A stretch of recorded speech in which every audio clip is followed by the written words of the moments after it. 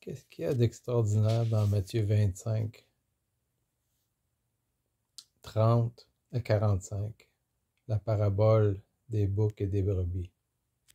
Mais il y a plusieurs choses extraordinaires dans cette parabole. La première chose est que c'est la dernière parabole racontée par Jésus sur terre avant sa crucifixion. Alors, ce sont les dernières paroles du grand maître avant son arrestation au chapitre 26. Le dernier enseignement de Jésus qui a commencé au chapitre 23. Et ce qui est particulier dans cette parabole, c'est que, ça annonce le jugement dernier, ça annonce la fin des temps et ça regroupe l'entièreté de l'humanité dans cette petite parabole. Toute l'humanité est représentée dans cette parabole. Et Dieu a séparé toute l'humanité d'un côté comme de l'autre. À gauche, les boucs, à droite, les brebis. Et au centre, en fait, il y a les pauvres, les malades, les prisonniers, les gens qui sont nus, qui n'ont rien à se mettre sur le dos. Et en haut de tout ça, eh bien, il y a Jésus. Et là, il dit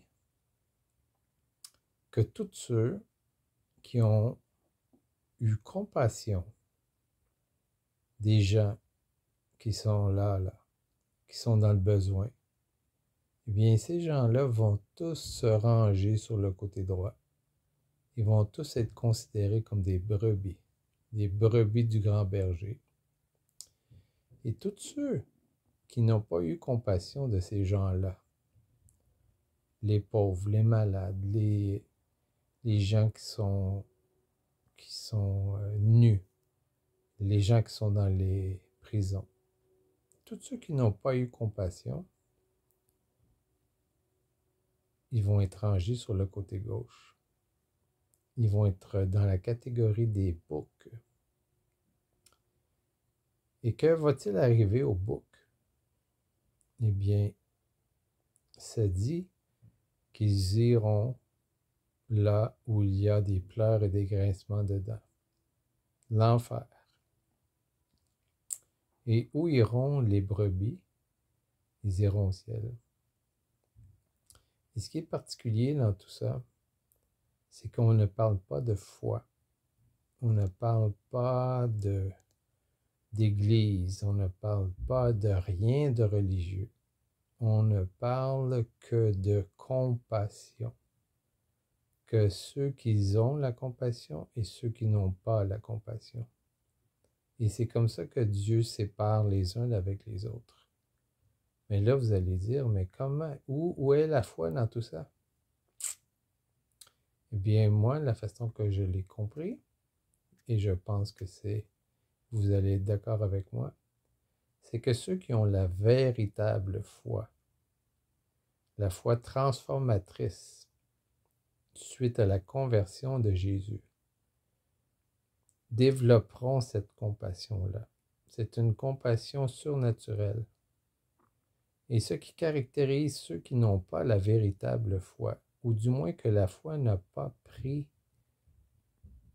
fruit, il n'a pas pris racine, il ne s'est pas développé.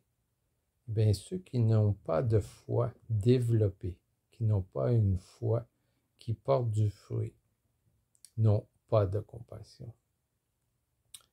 Jésus a dit, vous les reconnaîtrez à leurs fruits.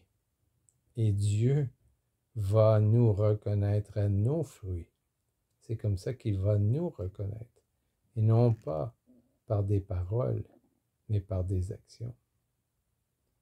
Alors, c'était ma petite réflexion sur Matthieu 25. Il y a tellement d'angles dans cette parabole que je suis renversé.